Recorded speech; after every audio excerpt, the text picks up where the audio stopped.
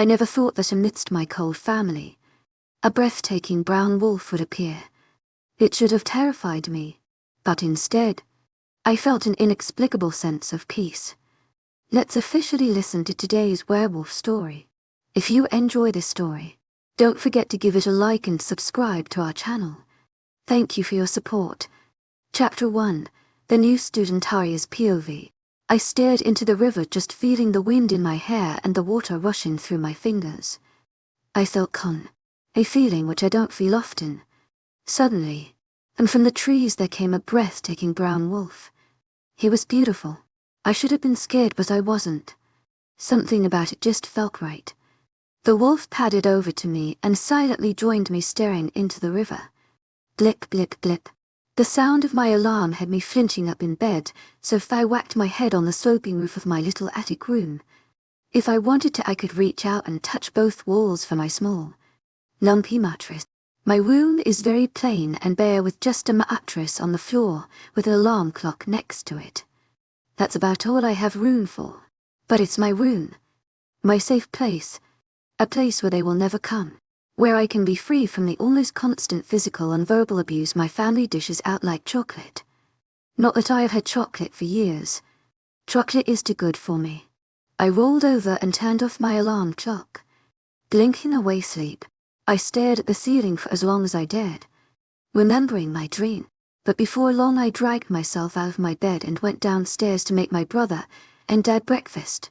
I look at the notepad on the table which my dad has written my morning to-do list on. 1. Make us 7 pancakes each for breakfast. To do the dishes. 3. Clean the kitchen. 4. Make your brother's lunch for school. I stare at the list. I will have to work fast if I want to make it to school in time. I quickly threw together the pancake batter and heated up the pan, doing my washing up as the pancakes cook. Multitasking is a skill I have mastered over the years as a way to please my dad and get everything done in time. Once the pancakes were cooked, I put them on the plates and got started on cleaning the kitchen and making Tyler's lunch. Once I was finished, I quickly ran upstairs before throwing on my clothes. It didn't take me long to decide on what to wear, since I only have a few clothes. Tyler has a whole wardrobe full of designer labels, but my dad decided long ago he would only buy me clothes when necessary. I ran a brush through my tangled hair and looked at my reflection in the cracked mirror. My plain brown hair, lumpy, grouped down my back. My dull blue eyes that used to shine with life. The shine beaten out of them years ago. I wasn't tall, but I wasn't small ever, and I would have a nice figure if I wasn't unhealthily thin. My dad says I only got food if I'm good. Nothing is good enough for him. I left my room, grabbing an apple on the way out. I could grab more, but if they noticed I would be beaten. I don't deserve food anyway. Then I started the long walk to school. It was still early, but my dad would wake up soon and I didn't want to give him another opportunity to beat me. Once I reached school, I went straight to class. I didn't have any friends to hang out with, and my dad decided I didn't deserve a locker, so I carry my books around with me all day. Just as I was about to reach my classroom, someone stuck their leg out in front of me, making me trip and drop my books. I could hear the laughter echo around the corridor. Since I don't talk, people think it is okay to trip me up. Everyone at this school either ignores me or hates me. I don't know why, but I guess it has something to do with my brother spreading all kinds of lies about me. My brother blames me for my mum leaving as well, and uses me as his slave or his punching bag, depending on his mood. I gathered my books together and made my way into the classroom, sitting at the back, alone, like always. I stared off into the distance, waiting for the rest of my class to come in, thinking about my dream. Would be nice to feel safe, to feel calm, but I suppose I will have to make do with the memory of a dream for now. Maybe one day. I was so wrapped up in my thoughts I didn't realize someone had sat next to me until they started to introduce themselves. Hi, I'm new here. My name's Forrest. What's your name? I turned my head to look at the boy sitting next to me. He had short brown hair and piercing green eyes. He was well built and totally not the kind of person who even should glance in my direction. I point at my book. He reads my name. To my agent extraordinaire, Madeleine Nilben. Heartfelt thanks for your unfailing patience, enthusiasm. That's a lovely name. Forrest is holding out his hand to shake. I grasped his hand when electricity courses through my veins. It's not a bad feeling. In fact, it makes me feel and calm. I gasp and look up to see if Forrest felt it too. He's staring right back at me, a smile tugging at his lips. What does he mean? Yes, it's me, but I'm nothing special. Except maybe especially stupid. I'm unwanted, unloved and unworthy of anything.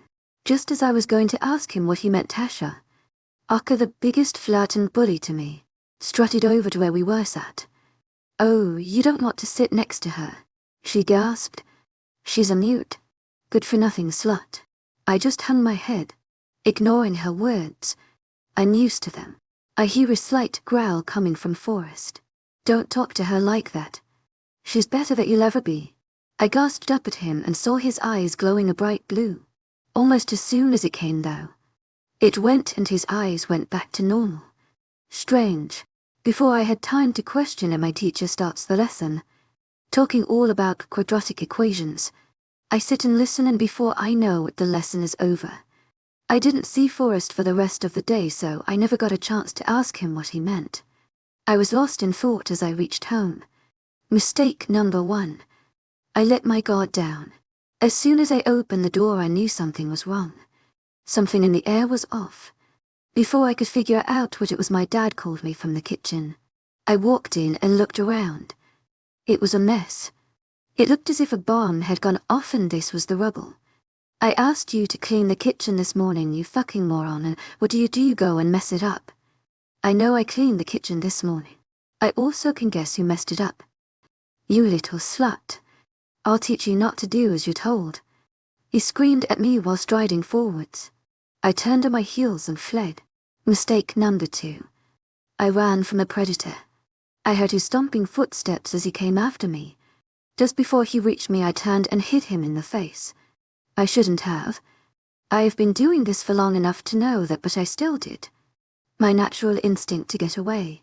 Mistake number 3. I poked at a already angry volcano, and when he erupted, I was sure to get burned. He glared at me from across the room. I could see the rage burning in his eyes. He lifted up his hand and slapped me. I cowered away from him, but he grabbed me by my hair, pulling me to my feet, making it impossible to run. Before I had a chance to brace myself, I was thrown across the room, into the kitchen counters. I could feel my back click as I moved. But he wasn't done there. He started kicking me. Stomach. There. To my agent extraordinaire, Madeleine Nilban. Heartfelt thanks for your unfading patience, enthusiasm. Anywhere he could reach. I could feel my nose start to bleed, but still he didn't stop. Just before I was going to pass out, he stopped. Glancing down at me with a sneer on his face, he walked away. Get this cleared up, he said, and then walked out the room. I pulled myself up the stairs, wincing at every step. I had cleaned the kitchen from top till bottom until it shined. My fingers were run raw from scrubbing at the floor, but at least I finally got it good enough for him to let me go to my ec room and tend to my injuries. That's another skill I have mastered over the years. Catching myself back up again, I grabbed the bandages from the bathroom and take them to my room. Suddenly I heard yelling from downstairs. To my agent extraordinaire, Madeleine Nilban. Heartfelt thanks for your unfailing patience, enthusiasm. Get your butt down here. My brother was home. After quickly patching myself up as best I could, I went downstairs and saw my brother and my dad at the bottom. This can't be good. My dad usually hates the sight of me, so for him to see me twice a day can never be a good thing. To my agent extraordinaire, Madeleine Nilban. Heartfelt thanks for your unfailing patience, enthusiasm. My dad says in a softly sweet voice, Tyler tells me you made a friend today. I shook my head. Please no. Please no. Last time this happened, I couldn't leave the house for 3 days. I could barely move for 3 days. No, don't he lie to me, you fucking bitch. He grabbed my shirt, pulling me off the floor so I was face to face with the monster. Tyler stood to the side grinning. It's all his fault. He often does this. As soon as a nice person says hi, suddenly I've made a new friend and I get a beating for it. He threw me to the ground and grabbed something from his pocket. Before I had a chance to find out what it was, I felt pain. Lots of pain. I looked at where the pain was from to find Tyler running a pocket knife all over my leg, creating small shallow cuts. My dad started doing the same to my arms. That's what it was. A pocket knife. A new form of torture. The pain and blood loss soon get too much and I pass out on the floor in a pile of my own blood. The last thing I hear before my world goes black was my brother's voice. This is what happens when you don't learn aria. And you just never learn. When I finally woke up, my brother and father were gone and I was alone, covered in my own blood. I looked at the clock on a wall. 9 a.m. I slept right through the day and now I was late for school. Then again, I was in so much pain I don't think I could even make it up the stairs, let alone make it to lessons. I dragged myself upstairs into the bathroom where I turned on the shower, hissing as the water touched my cuts. Once I was all clean, I grabbed some bandages and wrapped them around my cuts. I pulled my tired and aching body and cleaned up the kitchen to save myself from more abuse, then settled into bed. I should be at school, but I was too tired, in too much pain. No one will miss me anyway. No one ever misses me. Chapter 2, My Beautiful Mate Forest's POV. I found her. I can't believe it. I actually found her. I don't know why I moved schools. I used to go to the pack school, full of werewolves, but something in me wanted, needed, to change. So I went to my parents and told them I wanted to start going to the human school around the corner. Once I got there, I went to my first lesson, to my agent extraordinaire, Madeleine Nobel. Heartfelt thanks for your unfailing patience, enthusiasm. Straight away I was drawn to the back corner of the classroom where the prettiest girlie I've ever seen sat on her own. She had long chestnut brown hair stretching down her back and bright blue eyes. She was beautiful. Something in her drew my wolf from the back of my mind where he had been sulking. It's her. I went over and sat next to her. She looked lost in thought. Hey, I knew who I introduced myself. She seemed to jump as she realized I was talking to her. I'm Forrest. What's your name? My wolf grinned at me from the back of my mind. Glad I was talking to her. Without saying anything, she pointed at her book, where her name was printed at the top. To my agent extraordinaire, Madeleine Nobel. Heartfelt thanks for your unfailing patience, enthusiasm. A beautiful name for a beautiful girl. Why do I feel like this? No god has ever made me feel like this before. Unless... No, it can't be. Mate, my wolf growled at me, mate. I held my hand out for her to shake, and as she took it I felt the delightful tingles of a mate's touch. My wolf was right. She's my mate. When that pink Barbie came up and started insulting my mate, I couldn't stop the growl from slipping from my lips and from the look on Ari's face. And the way she acted earlier, she doesn't know about mates and their bond. When I reached home, I ran into the pack house. My mum meeting me in the doorway with the usual questions. How was your day? Is your new school nice? But I didn't answer. Instead, I just yelled out. I found her. I found my mate. I looked into the confused face of my mum and saw she didn't believe me. You've been at your new school for 1 day. A school where there shouldn't be any wolves. And you think you found your mate? When you put it like that, it does seem pretty hard to believe. I know it isn't likely, Mama, but it's true. I found my mate. She's beautiful. Wait, do mates have to be wolves, or can they have human blood as well? She didn't seem wolf, but she didn't seem human either. No, all mates must have at least a bit of were blood in them somewhere in their lineage, although it may be generations back. But it's okay. You have years to find out about that and to win her over in the human way. Win who over in the human way? My father asked as he entered the room back from the pack office. Once we filled him in on what he'd been going on, he agreed that I should try to date her like a human, and he would look into her history, see if she had any not quite human blood. The next day, I kept my eyes peeled for her, but she wasn't in any of my other classes. Oh well, I have maths today. My wolf howled with joy at the thought of seeing her again. Our beautiful mate. As I walked into class, I saw the Barbie. Tasha, I heard her friends calling her. She strutted over, smiling seductively at me. I cringed. So, Forrest, she purred, making my wolf growl and me wrinkle my nose in disgust. Since you are new, I'll give the benefit of the doubt, but just so you know for future. The little skank used it next to his trouble. You should hear some of the stories her brother tells. She's a nightmare. I growled low at her. How dare she insult what's mine? My mate. I also doubted what she was saying. My mate is a quiet girl. She doesn't say anything. I doubt she can be trouble. I very much doubt that, I said, pushing past her to my seat at the back. Sitting down as the teacher came in to start the lesson. No Arya again. This is the third time in the last 2 weeks she's been off, I hear the teacher mutter as she sat down. I have a bad feeling about this.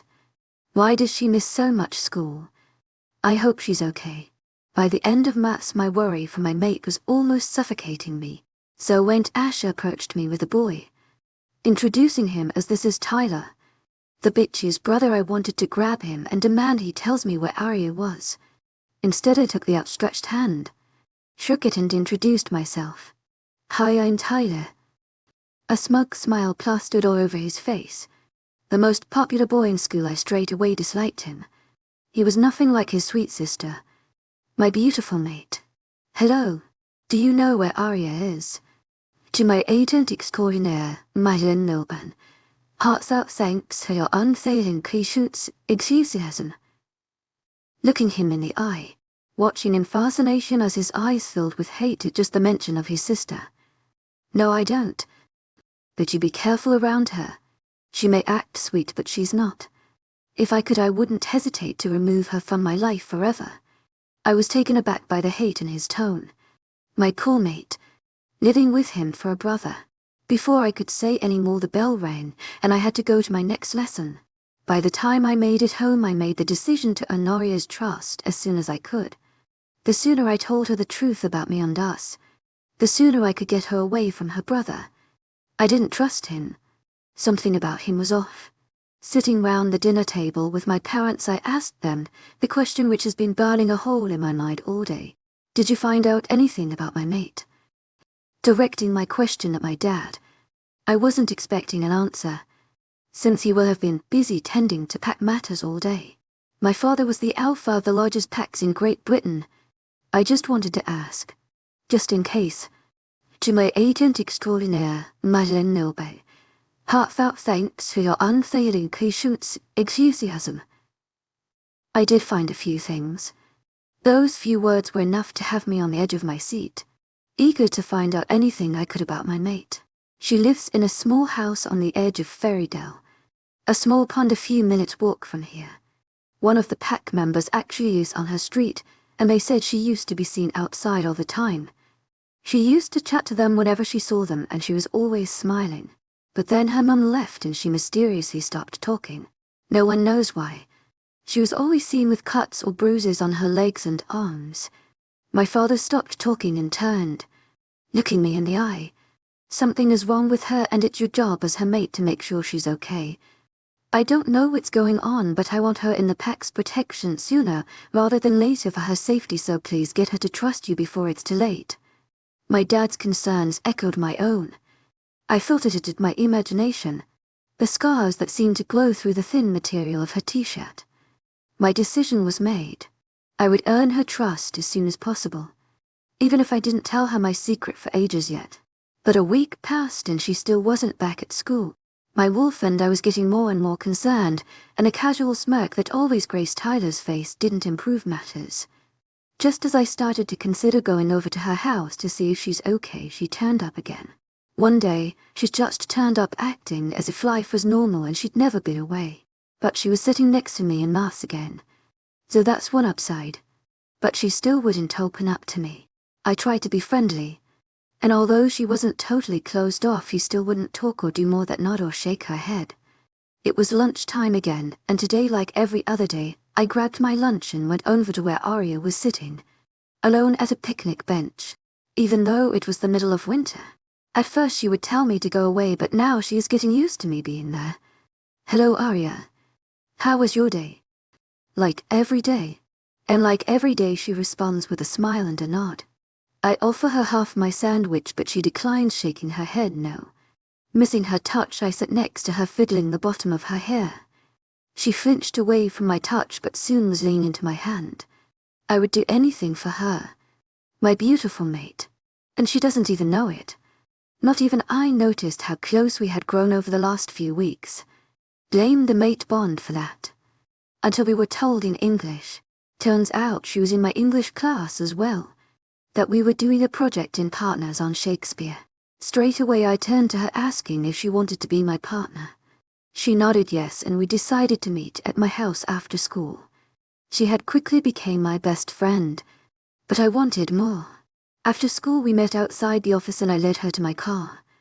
Opening the door for her before going to my side and turning on the engine. You can choose the music if you want, I said, glancing at Aria before looking back at the road. I was pleasantly surprised when she was Mr. Brightside. I started singing along and she nodded her head to the music. Coming out of my cage and I'm feeling just fine, gotta be down because I want it all. I listened to the song lyrics, thinking about how much it summed up our situation. I should be content with just having her here with me, but I wanted more. My wolf demanded more. Before I knew it, we were pulling into the driveway of the pack house. I had made sure no wolves were present. Only my parents. I opened the door and my mum met us there. Hello Aria. I'm Mila. Forest's Mum Chapter 3, Scars and Stars Aria's POV. Hello Aria. I'm Mila. Forest's mum. A beautiful woman stood in front of me, smiling. She had waist-length black hair and bright green eyes which sparkled with life. Like mine used to. I smiled up at her in hello and nodded my head at her before following Forest to his room.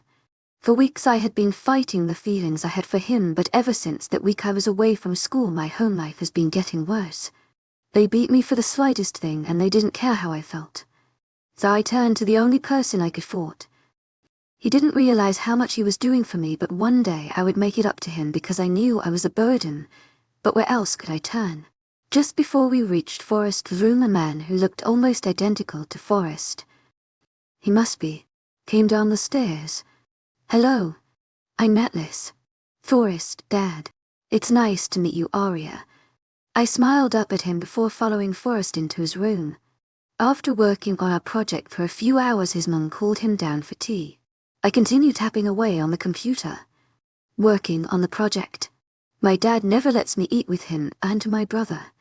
Aren't you going to come down? Forest asked me. My mum's cooked enough food if you want some. I stared at him with my mouth hanging open. He's inviting me to eat tea with him and his family. I shake my head. No, I can't.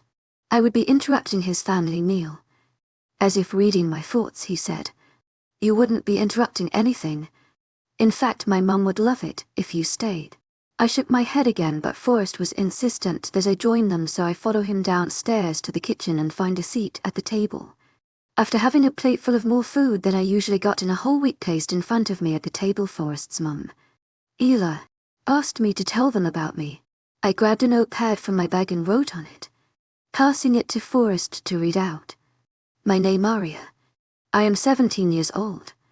I live with my father and brother. My mum left when I was 6. Are you happy? Forest's dad. Atlas asked. I wrote again and passed it to Forest. I have everything I need to be happy. They didn't look completely happy with my answer, but sensing I didn't want to talk about it, Forest quickly changed the subject. Just then my phone buzzed with a text from my dad. Get your butt home this instant, you fucking bitch. I flinched away from my phone but quickly remembered where I was and tried it. From the look on Forest's face, I didn't manage to fully hide it, but he wasn't asking any questions, so for that I was thankful. After I explained to Forest I had to get back. We arranged to work on the project in the library at lunch, since our project was in for 2 days from today. As I walked in the doorway, I saw my dad and brother in the kitchen, watching my every move. To my agent extraordinaire, Madeleine Nilban, heartfelt thanks for your unfailing patience, enthusiasm. Where were you? We were getting worried, my dad said with a smirk plastered on his face. As if, I doubt he's even capable of worrying. At least not for me. I think we need to teach you a lesson about staying out so late, my brother said while throwing and catching his penknife. I shook my head. No, please no, this again. Please no, but they just smiled. Before I could even try to defend myself, I was being punched, knocking all the wind from my lungs. I fell to the floor in pain. But it didn't stop there. My brother brought out his knife, taking turns to run it over my skin and to punch me to keep me down. The pain was getting too much and I was going to pass out. But just before I did, my dad whispered from above me, "She still hasn't learned. We will have to take more drastic measures next time." I woke up to a pile of blood. My blood and a note. It said they were going on a holiday for a few days. They would be back on Wednesday, and wouldn't be around for the weekend. And when they got back they would teach me a lesson I would never forget. I winced with every step as I pulled myself upstairs to clean my cuts. I checked the clock on my phone. 3 a.m. To my agent extraordinaire, Madeleine Nilben.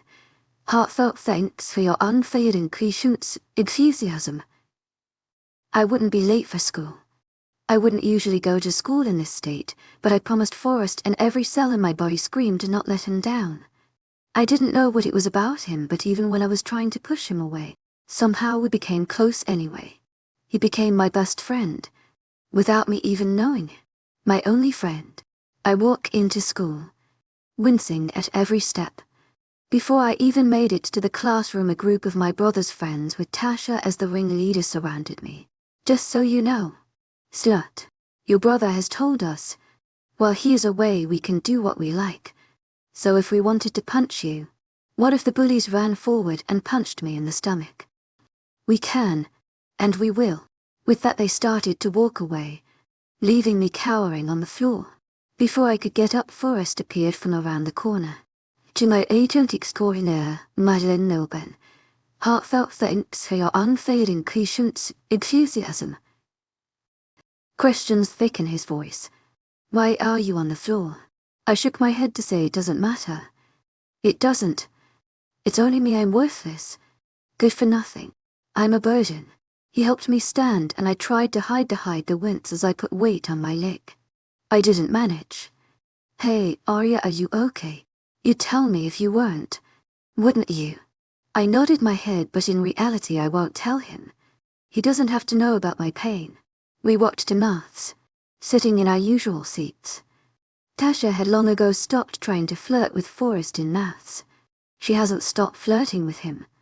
But at least she doesn't do it in Maths. Something inside of me bristled at the thought of Tasha flirting with Forrest.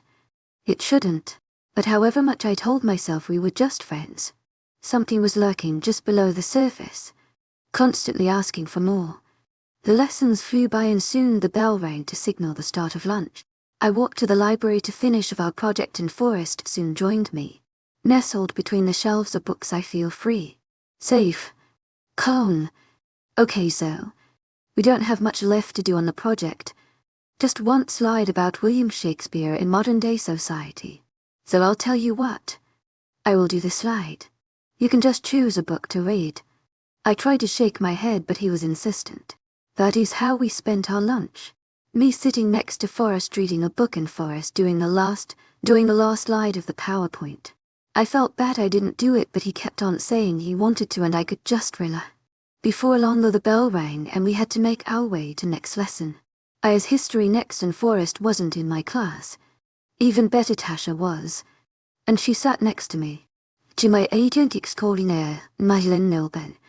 Heartfelt thanks for your unfailing patience, enthusiasm." All through history Tasha wouldn't stop nipping me and kicking me. Childish, I know, but it was very effective.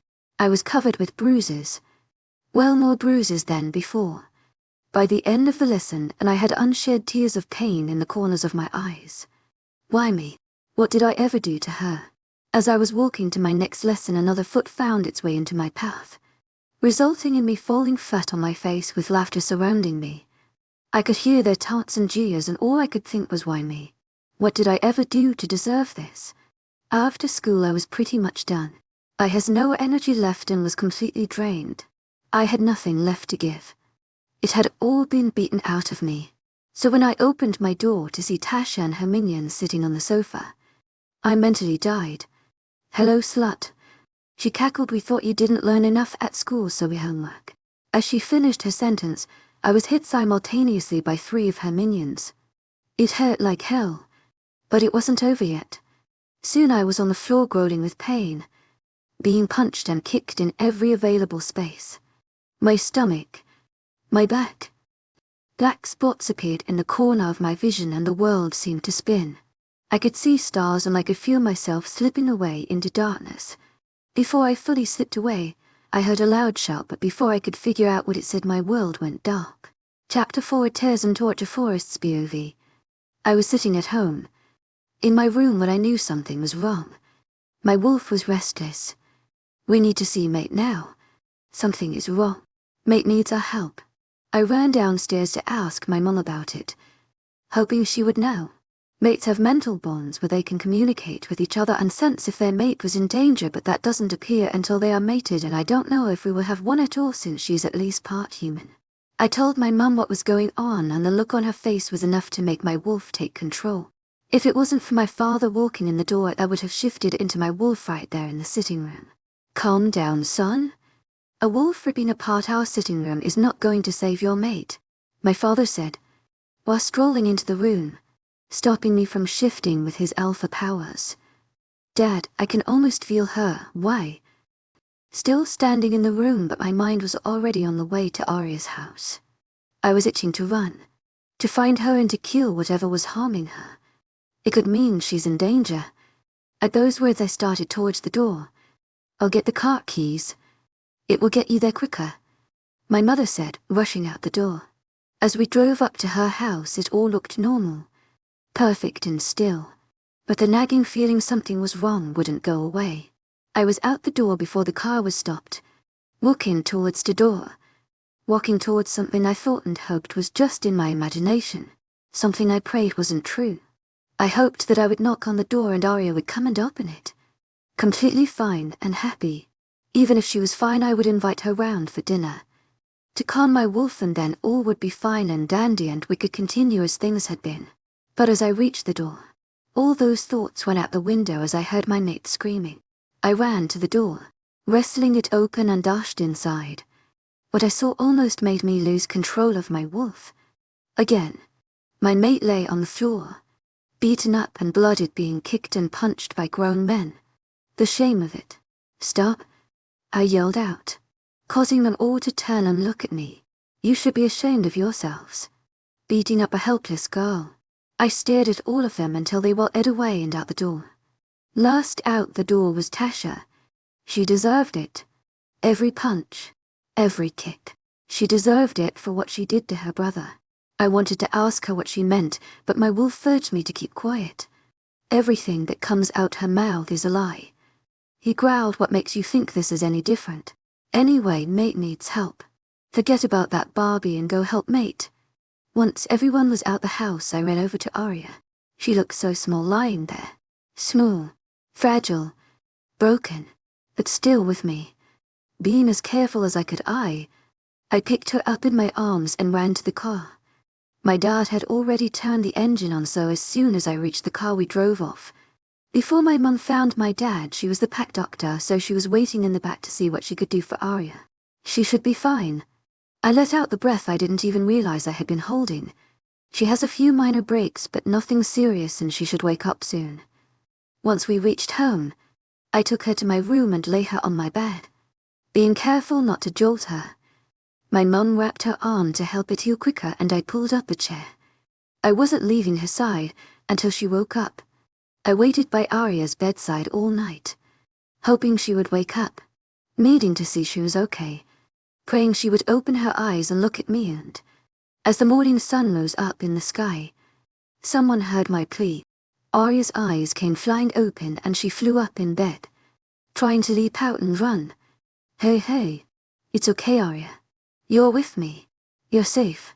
Her darting eyes found mine, and she calmed down slightly, although she was still trying to get up. Arya, you have to lie down. You are still recovering, you need rest. As if suddenly remembering what happened last night, she closed her eyes, and it broke my heart to see the tears flowing from her eyes. I threw my arms around her, comforting her, protecting her from the emotions that were making her cry. It's okay. I've got you. You're safe now. Once she had stopped crying, I let her go, my arms feeling cold and empty without her warmth. You need to rest, I told her, standing up and walking towards the door. Before I reached the end of the bed, though I felt a small hand grab my arm. "What's wrong?" I asked her. She ran her fingers over my palm, spelling out her answer. "Stay with me." My wolf howled with joy. She wanted us to stay with her. She trusted us. "Always," I answered truthfully. "I will never leave you," Arya suddenly realizing how weird that may sound to her, quickly added, "You're my best friend." I sat beside her all day. When she was awake, we read books or watched YouTube videos on anything and everything from music videos to the last minutes of Club Penguin. Club Penguin. Gone too soon. Always waddle on, and as she slept I would sit by her side, just content with being in her presence. She was looking better every time she woke up, until she felt well enough to get up. Just in time for dinner. We sat around the table. Me, my mum, my dad and Arya. Everyone was silent, but it was a comfortable silence. Full of thought. My dad was the one who broke the silence.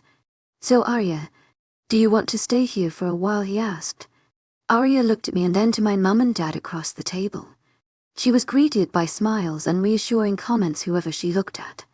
"Please say yes," my mum begged with a smile. "I need a break from a house full of boys." "It's no bother," my dad continued, "I promise. We would love for you to join us." Slowly Arya nodded. My dad grinned at me, saying without words that he was happy for my mate and me. I knew we would protect her and she would be safe and happy here. After dinner my mum suggested Arya and I go and watch a film, so I showed Arya where the living room was and let her pick the film while I made some popcorn. Going into the kitchen I heard my mum and dad discussing whether to introduce Arya to our pet. It would be a good way to introduce her slowly into our world. But is she ready for that, and what if one of the wolves says something that scares her or they don't like her? I said, walking up to them. "That's what we were thinking," my dad answered. "In one scenario it could work out great, but in another it could just scare her away. We need to think about this in more detail, but for now you just enjoy getting to know her. Go watch your film. We'll sort this out," my mum said while shoving popcorn into my hands. I went back to the living room and sat down on the sofa, waiting to see what film she put on. I smiled with joy when she put on Captain America: Civil War. It was one of my favorite films. Spider-Man is the best superhero, hands down. Arya came and sat down right next to me, pulling my duvet she must have grabbed from my room over us. My wolf howling in delight at being so close to our mate. I offered Arya some popcorn and the opening scenes started playing. As the credits rolled down the screen I realized that sometime during the film Arya had curled up next to me with her head on my chest and had fallen asleep. I looked down at her, smiling fondly, before picking her up and taking her to her room. As much as my wolf didn't like it, Arya would be staying in the guest room. We didn't want to scare her off and she wasn't ready to learn of our secret. Sadly my wolf didn't see things in that light. He saw Arya was our mate and she should stay with us. He had been sulking most of the day in the back of my head because of the decision, but my mind was made up. I wouldn't run the risk of scaring her because I told her before she was ready. I took her to her room, tucking her into bed and kissing her on the forehead. "Sleep well, my love," I whispered before heading to my room, getting changed into my pajamas and brushing my teeth before getting into bed. I fell asleep dreaming of my beautiful mate and hopefully what would soon be the start of our long lives together. Chapter 5, Pancakes and Panic Attacks. Arya's POV. I wake up to the sun shining through the curtains. Now I'm going to be late to make Dad and Tyler breakfast. They'll beat me if it's not on the table by the time they wake up. I'm in such a hurry I didn't even realize I wasn't in my room. I ran downstairs, never once noticing my surrounding. Blinded by my fear of another beating, I felt like I couldn't get enough air into my lungs. I run round the corner straight into Ela. "Whoa, slow down there," looking down at me, suddenly noticing my startled expression. "To my agent extraordinaire, Madeleine Nolben, heartfelt thanks for your unfailing patience, enthusiasm." What's wrong? If I was fully awake I would have apologized for running into Ela.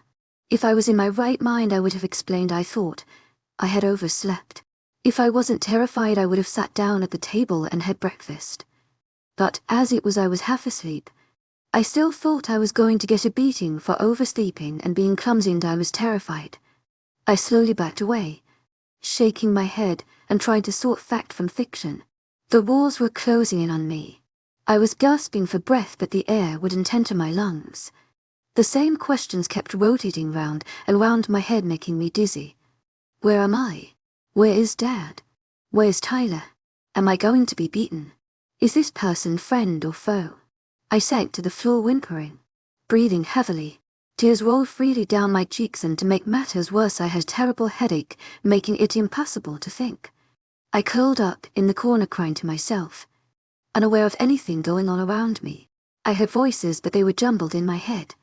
I couldn't tell who was speaking, and I could only hear snippets of their conversations. Random words were missing, and I couldn't make sense of what I could hear. Wrong with her. Is okay. She came down the stairs. I heard what wrong, but she answered. Think she's panic attack. I couldn't understand what they were saying. I didn't know what it all meant.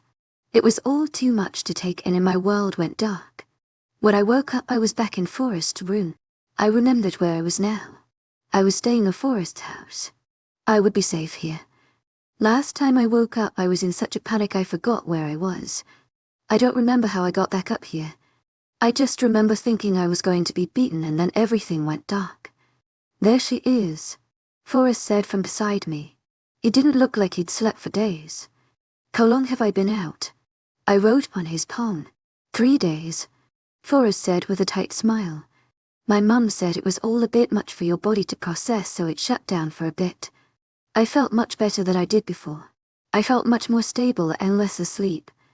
Less panicky. Better. Do you want to get up? Forrest asked. I nodded. We'd probably need to get back to school soon. It was the weekend before, but now it must be Wednesday. I need to do well in school. It's the only way I can get away from my dad. I felt slightly wobbly as I walked down the stairs. I had to hold on tightly to the banister so as not to fall. But Forrest was there to keep me steady, and slowly we made it into the kitchen. In the kitchen I found Ela and Atlas making breakfast. Pancakes. Although I made pancakes every morning, I hadn't tasted one for years, so it took me by surprise when a stack of towering pancakes was placed in front of me. I looked at Forrest with a confused expression on my face. Do you not like pancakes, Arya? Confusion evident on his face. I could ask Mum to make something else if you'd prefer. I shook my head no. I was confused though. Why were these people I barely know being so nice to me? Seeing my still confused face, Forrest grabbed a pad of paper for me to write on. Why are you being so nice to me? I could see Forrest thinking about my question. Because you're my best friend. You're the only person at school who is real.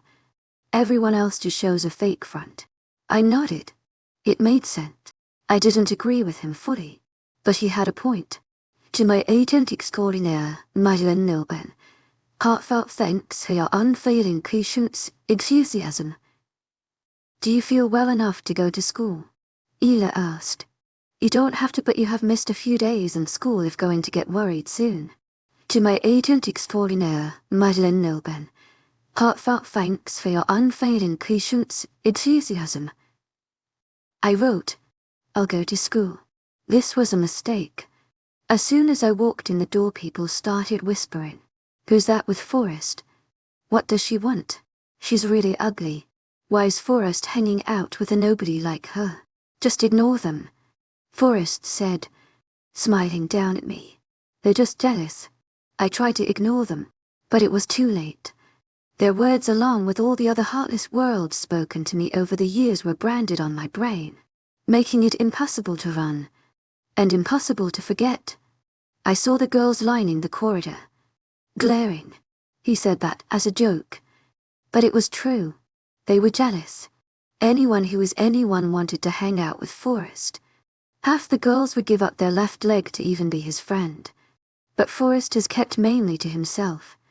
Not trying to join the popular rest like most people, or date half the cheerleaders like the other half. He kept out of all the drama. He kept out of the friendship groups, and made friends with me, a little nobody who sat at the back at his math class. I know I am blessed beyond measures to have him as my best friend, but something inside of me wanted more. As much as I only saw him as a friend, a small part of me wanted to be more than friends. It was always there and I couldn't make it stop, so I ignored it most of the time. My first lesson was history. History with Tasha. It was torture.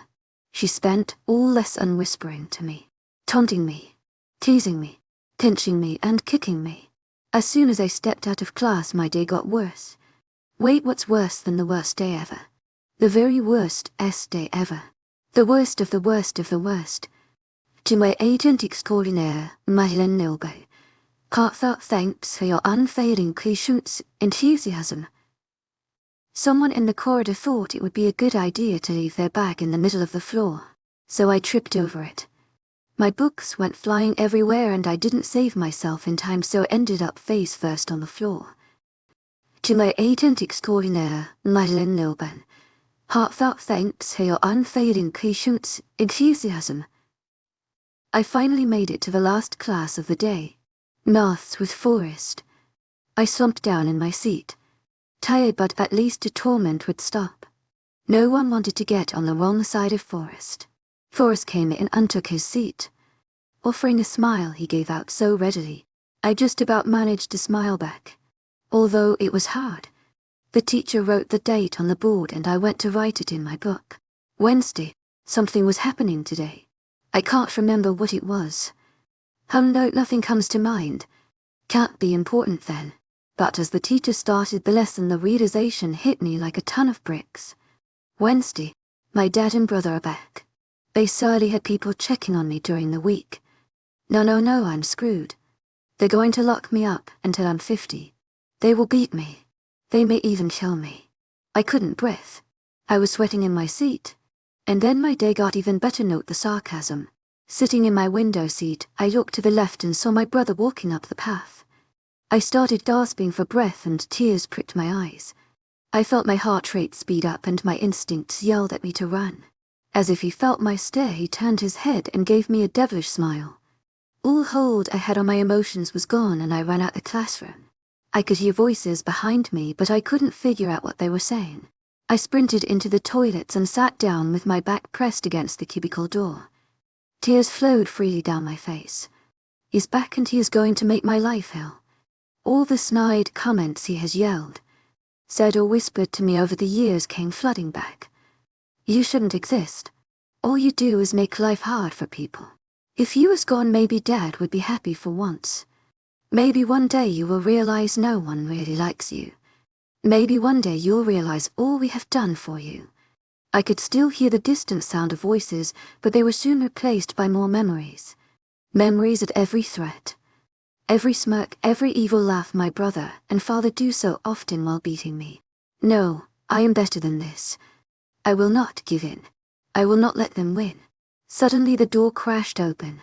Chapter 6, The Devil Kicks You in Your Down. Arya's POV. The door came crashing open, but I didn't dare leave my store to see who it was. What if it was my brother, coming to drag me home for a beating? I stayed as still as I could, barely breathing for fear of being caught. To my agent extraordinaire, Madeleine Nilben, heartfelt thanks for your unfailing patience, enthusiasm. I let out a small sigh of relief. It was Forrest. To my agent extraordinaire, Madeleine Nilben, heartfelt thanks for your unfailing patience, enthusiasm. I know you're inherent. I'm not leaving until you tell me what's wrong. Could I tell him? Could I trust him and tell him about my dad and brother? No, I can't. It would just put his whole family in danger and I'm not worth the pain. I slowly creaked open the cubicle door, grabbing my pen which I hadn't put down when I'd fled the classroom. I'm fine. I wrote on my hand. I just got a little claustrophobic because of all the noise. I felt bad about lying to him, but what else could I do? I couldn't tell him the truth now. That would be a disaster. Not looking totally convinced, Forrest led me back to class, shooting me odd looks every now and then. Luckily my brother wasn't in my class, so I wouldn't see him until I got home. After class, Forrest offered to give me a lift home and invited me over for tea, but I declined both. That would just make Dad and Tyler madder than they already are. That is not what I need right now. I'll be fine, I wrote on my hand, showing it to him before offering him a small smile and walking off. Starting off home, walking slowly, dreading getting back but knowing if I take too long I will be beaten for dawdling. As I reached home I let out a sigh of relief. Dad wasn't home yet. Don't get your hopes up, little sister, Tyler said behind me, and the manner he said sister with was enough to send shivers down my spine. Dad isn't back yet, but I am. I started shaking, knowing what was coming wasn't going to be pretty. Get inside, now you bitch, he yelled from behind me, roughly grabbing my arm and dragging me inside. Once inside, he grabbed me by the hair, throwing me across the room, hitting the wall with a sickening crack. But he wasn't finished yet. He grabbed his penknife from his pocket and started cutting my legs through my jeans. Small deep cut, littering my legs, the pain making me scream out. He laughed to hear my screams, grinning as my blood spilled out onto the floor. He continued slicing my stomach as well, cutting my skin like a chicken breast, ruthless and not caring how much blood I lost or if I would survive. I screamed out, but then he pressed his hand over my mouth, making me swallow my pain-filled screams. Spots appeared at the corners of my vision, and the world seemed to shift before everything went black. I woke up to the door opening. Oh no. My father's home. He walked into the kitchen, took one look at me surrounded by my blood, and laughed. Tyler, he yelled. What did the bitch do this time? Tyler walked into the room, his face married with a smirk. Italaria made a friend, raising his eyebrow in my direction, and she stayed the weekend at his house with his parents. I could see the fury written all over my father's face. What did you tell them? I shook my head, wishing I could talk to tell them I didn't say anything. But I have my reasons for not talking, and I'm not going to ruin my with family. One day I'll talk again, but it will be to someone who will listen, someone who actually cares. Don't you lie to me, you bitch. I bet you told them all about yourself. I bet you lied to try to get sympathy. Before I could shake my head again, he was kicking me. He still had his shoes on, and I hadn't had time to even dress my last cuts, but that didn't stop him. It never does. He kept at it, kicking me over and over again, until finally he kicked me in the head and everything went dark. When I woke up, I was in the dark. Cold. Damp room. How did I get here? Where am I? What's going to happen to me? Just then my questions were answered by the appearance of my father. He walked right up to where I was still lying on the floor and smirked. I bet you were wondering where you are. Well, you are in the basement. Don't try to get out. If you try to escape, I will kill you. You'll stay here and never see your little friend again. If I want to kill you, I won't hesitate, so don't try me. All through his speech, I was trying to process what he was saying. Am I going to die? Will I ever get out of here? Will I ever see Forrest again? Questions swirled around my brain as I stared up at him. My father? No, my devil. Will you ever let me out? I write in the dirt. He reads it, then looks up at me, sneering. Maybe. But then again, maybe not. I suppose we will have to see how you behave, won't we? He turned his back on me and walked out. I waited until he'd left the basement, until I let my tears fall. I wouldn't show him my pain, and one day I would get out of here and away from my family. I woke up to the door crashing open. I don't know how long I've been down here. They don't feed me and only throw in one bottle of water every few days or so. Every day the torture gets worse. Before it was just hits or kicks. But in the last days, Tyler's friends have started joining in, and they are inventive in their method. One of his friends decided to slash all the skin on my legs and stuff the dirt from the ground into my cuts. Unsurprisingly, they since have become infected, and I can barely move, it hurts so much. Another friend decided to push me onto my back, slicing of my top and giving me a deep long slash from the nape of my neck to my tailbone. I screamed and screamed, but they just laughed.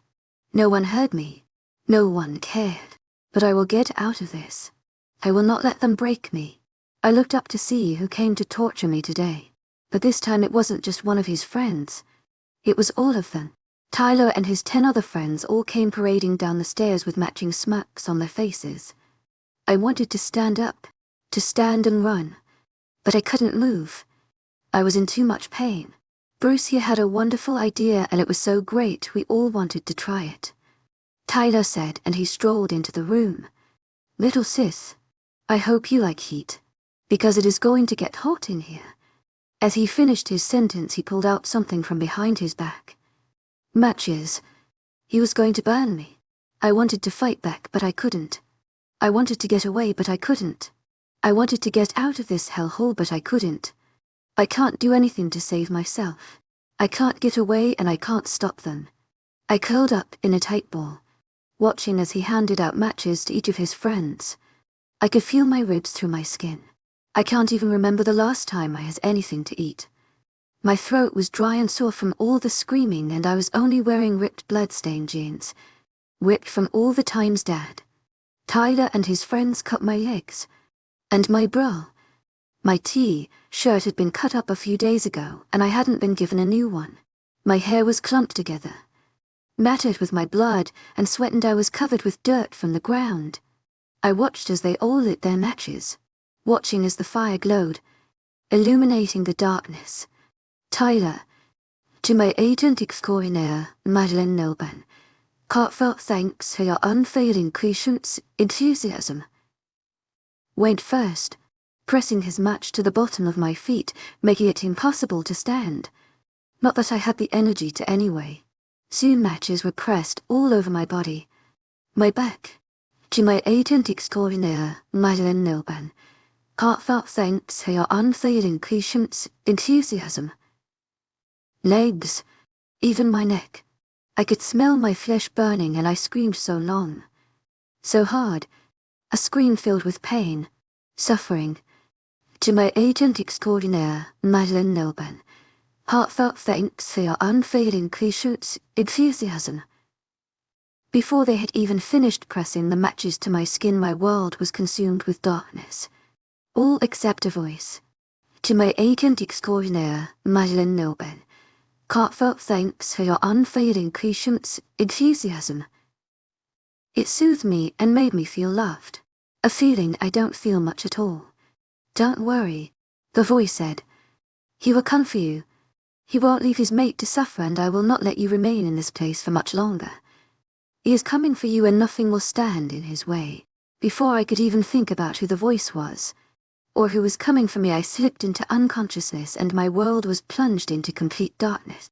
Chapter 6.5 Dreaming of my Wolfaria's POV. I woke up groaning in pain. What happened to me? Then it came flying back to me. Tyler and his friends. The matches. The pain. I sat up, nearly falling down again. My arms almost too weak to hold me up. I ran my finger over the raised scabs, wincing as I touched the tender skin. It was going to scar, but I was already scarred all over, so no change there. I heard the door opening and winced as the light shined down in my eyes. Good. My dad snarled. The bitch is finally awake. He strolled into the room, flashing me a snide grin. I cowered away, not knowing what he was planning. He just laughed as my arms came out under me. I lay there helpless, too tired to move, watching him. He grabbed a match, smirking as he lit it. Didn't think I'd let Tyler and his friends have all the fun, did you? I was putting all my energy to try to get up and run, but I couldn't even curl up to protect myself, let alone get away. You have become a nuisance to me, so it's time for you to go. My father, though he was way off ever being counted as my proper father, smiled as he brought the match over to my face, pressing it against my neck, dragging it down my jaw. My skin burning, pain causing black spots to appear in my vision, running his match all over my skin until it went out. He pulled his knife out his pocket, flicking it open and pressing it against my neck. I felt my blood run over my skin. I was going to die. I wished I could have spent one more day at Forest House. Ela and Atlas gave me more love than I'd felt in years, and they barely knew me.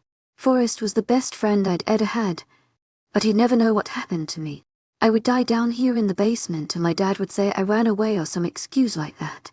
I would never sit next to him in maths again, and he would never know what I sound like. I wished it was different. I wished someone was there to save me. I wished that for once when I fell some would catch me. But I was alone like always, with burns and scars all over my body. No one would ever want me. No one would even care. Just then, a star starts to cross my vision and the world seemed to shift. A big brown wolf jumped down the stairs. Wait, a wolf? No, the wolf. The wolf from my dream all those weeks ago. I must be dreaming. bounding over to me and pushing my dad away with one swat of his massive paw. I watched as my father whacked his head on the wall, falling unconscious. The wolf sniffed at my neck, getting blood all over his snout. Just as the world turned black, the wolf turned human, not just any human. He pressed his hand on the swash on my neck, trying to stem the bleeding. "No, Arya. Stay with me. Don't leave me," he begged, with a desperate look in his eye. "You can't leave me. I love you. My Luna. My love." Then, as my vision faded, the voice returned. "See, I told you he would come for you. He is your mate. He will always love you and keep you safe. All you need to do is learn of his world and stay with him. Just remember, everyone is different, it doesn't make them evil. Talking in riddles doesn't get anyone anywhere." I have no idea what she meant. All I know is that Forest is my friend and apparently her will protect me. What a strange dream.